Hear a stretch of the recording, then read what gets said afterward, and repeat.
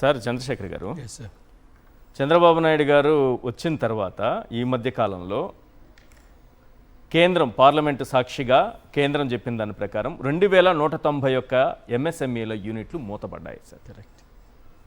మరి పరిశ్రమలు వచ్చేస్తున్నాయి, ఉద్యోగాలు వచ్చేసాయి, లక్షల కోట్లు పెట్టుబడులు అంటారు, అవి ఏమైపోయో తెలియదు. ఒకవేళ నిజంగానే చంద్రబాబు నాయుడు గారు చెప్పినట్టు 2014 నుంచి ఇప్పటి వరకు లేదా అంతకు ముందు కూడా ఆయన తెచ్చినటువంటి పరిశ్రమలు నిజంగా ఉంటే పెట్టుబడులు ఇప్పటికే ఒక 70-80 లక్షల కోట్ల పెట్టుబడులు వచ్చి ఉండాలి, ఒక 2 కోట్ల ఉద్యోగాలు వచ్చి ఉండాలి. ఈ రాష్ట్రంలో యువతకు ఉద్యోగాలు వచ్చి ఉద్యోగాలు మిగిలిపోతే పక్క రాష్ట్రాల నుంచి బుల్లెట్ ట్రైన్లోనో లేకపోతే పెద్ద పెద్ద బస్సులు వేసి వాళ్ళందరినీ ఇక్కడికి రప్పించి ఉద్యోగాలు ఇచ్చి ఉండాలి. కానీ మూతబడిపోతున్నాయనే వాస్తవాన్ని కేంద్రం చెప్తోంది. ఏది నమ్మాలి మేము? మూతబడిపోతున్నటువంటి విషయమే వాస్తవం. కాబట్టి కేంద్రం చెప్పింది వాళ్ళ కూటమిలో భాగమైనటువంటి బీజేపీ పార్టీ అధికారంలో ఉన్నటువంటి ప్రభుత్వమే కదా వారిది. అవును. మరి వారి ప్రభుత్వమే వారు చేస్తున్నటువంటి తప్పుల్ని ఎత్తి చూపుతుంది.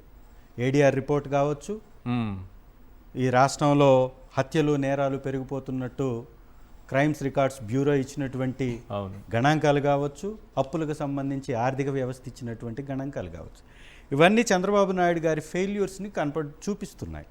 చంద్రబాబు నాయుడు గారు విజనరీ కాదు విషనరీ అని చూపిస్తున్నాయి. విషనరీ అని ఎందుకు అంటున్నామంటే రైతులపై విషం కక్కుతున్నారు. రైతులు మాట్లాడితే వాళ్ళని బెదిరిస్తున్నాడు, ఉద్యోగులు మాట్లాడితే వాళ్ళని బెదిరిస్తున్నాడు, వైఎస్ఆర్ కాంగ్రెస్ పార్టీ నాయకులు మాట్లాడితే వాళ్ళని బెదిరించి జైలులో పెడుతున్నారు.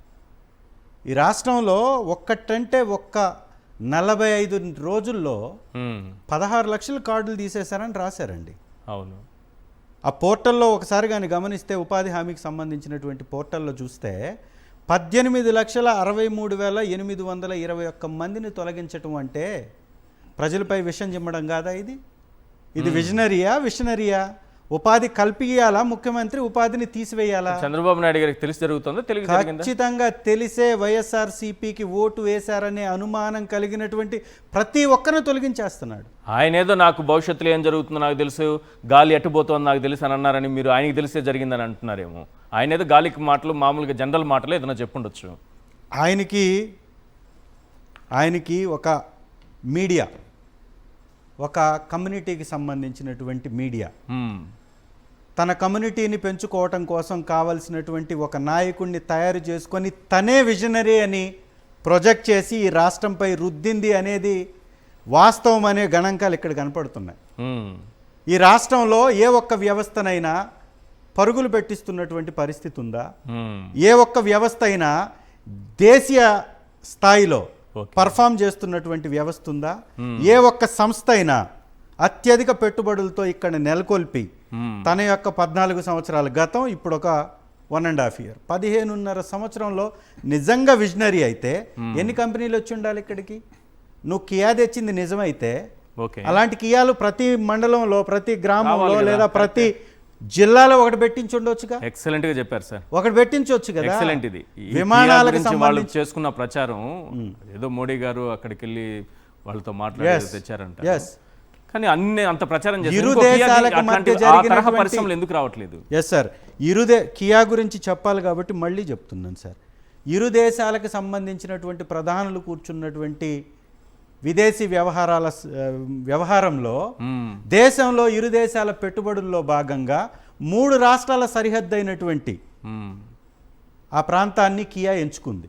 అటు బెంగళూరు, ఇటు చెన్నై, ఇటు ఆంధ్రప్రదేశ్, తెలంగాణ 4 రాష్ట్రాలు, 3-4 రాష్ట్రాల సరిహద్దు కాబట్టి ఆ ప్రాంతాన్ని ఎంచుకొని అక్కడ పెట్టుబడులు పెడితే చంద్రబాబే తెచ్చానంటారు. మరి చంద్రబాబు గారు నిజంగా తెచ్చింది నిజమైతే అలాంటి కంపెనీలు చాలా ఉన్నాయి కదా ప్రపంచవ్యాప్తంగా.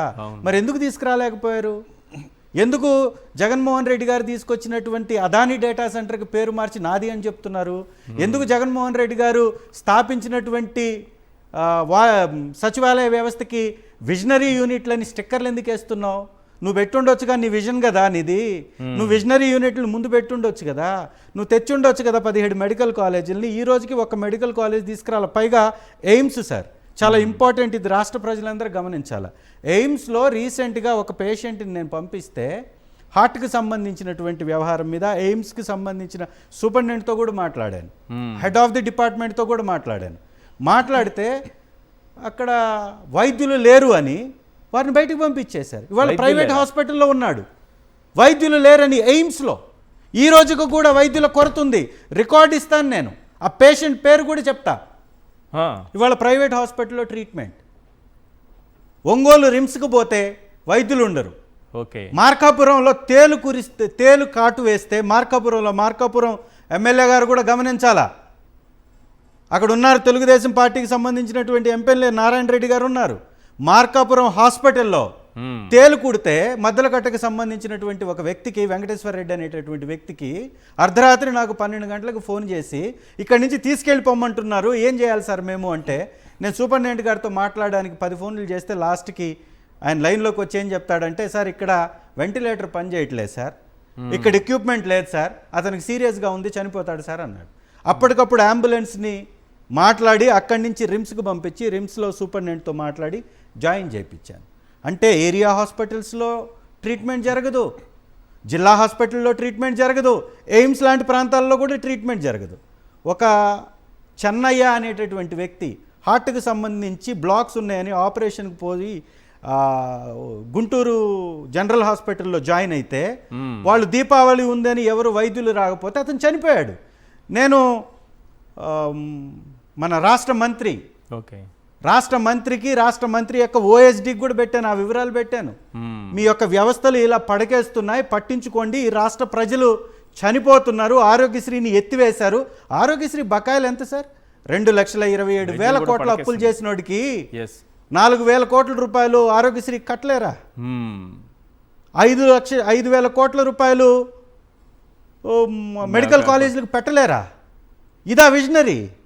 మరి ఇలాంటి వ్యక్తి పరిపాలనలో ఇలాంటి ర్యాంకులు కాకపోతే రాష్ట్రానికి ఇంకేం ర్యాంకులు వస్తాయి? విద్యా వైద్యం కూడా ఇదే నెంబర్. బీహార్లో చూడండి సార్, కార్డుల ఏరివేతలో మన తర్వాత పెద్ద రాష్ట్రాల్లో బీహార్ ఉంది. నంబర్ ఎంతో తెలుసా? 96,341. 96,000 ఏరేస్తుందా? ఎస్. ఇది 18 లక్షలు సార్, దాదాపు 19 లక్షలు. మనకంటే జనాభా ఎక్కువ బీహార్లో, మనకంటే ఎమ్మెల్యే సీట్లు ఎక్కువ.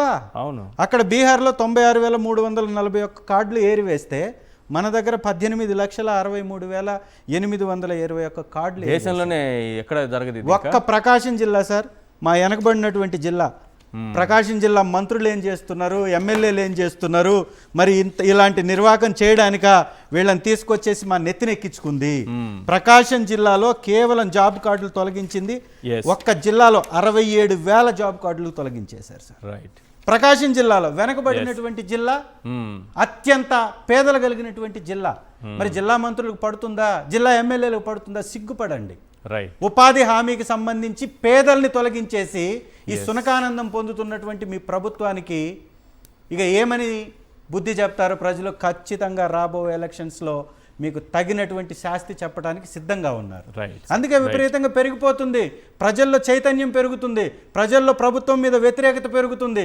జగన్మోహన్ రెడ్డి గారు మొన్న బేగంపేట వస్తే పక్క రాష్ట్రంలో కూడా విపరీతమైనటువంటి జనం, నిన్న రాప్తాడు పోతే కిలోమీటర్ల కొద్ది జనం. ఎందుకు వస్తున్నారు? మీ ఫెయిల్యూర్స్, మీరు పెట్టేటటువంటి కేసులు, మీరు చేస్తున్నటువంటి దురాగతాలు, మీరు చేస్తున్నటువంటి దోపిడీలు, ఇవన్నీ మీ యొక్క ఫెయిల్యూర్స్ అని ప్రజలు తిరగబడుతున్నారు, తిరగబడడానికి సిద్ధంగా ఉన్నారు. అందుకే ప్రతిపక్ష నేతగా జగన్మోహన్ రెడ్డి గారికి బ్రహ్మరథం పడుతుంది.